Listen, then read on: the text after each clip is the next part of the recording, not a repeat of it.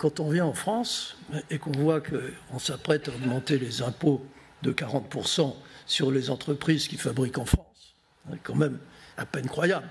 Donc on va taxer le Made in France. Pour pousser à la délocalisation, c'est idéal. Pauvres milliardaires qui croulent sous les impôts, comment vont-ils finir la fin du mois ? Depuis 2019, la fortune des milliardaires français a augmenté au total de plus de 24 milliards d'euros, ce qui fait 13 millions par jour depuis 6 ans.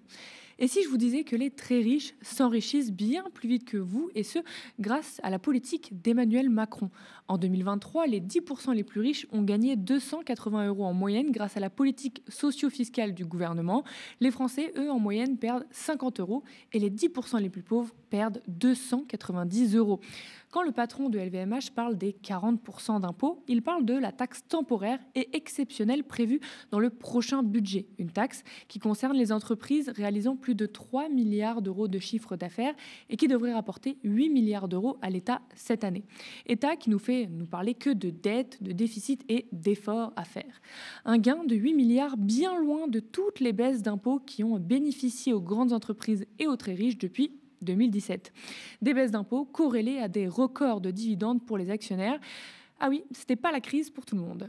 Autre info, sachez que les 0,001% des plus riches en France paient moins d'impôts en proportion que le commun des mortels. Le taux d'imposition effectif à l'impôt personnel n'est plus que de 2% pour cette catégorie. C'est l'Institut des politiques publiques qui révèle cette étude avec des données pourtant de 2016. La France est donc un joli paradis fiscal pour les milliardaires.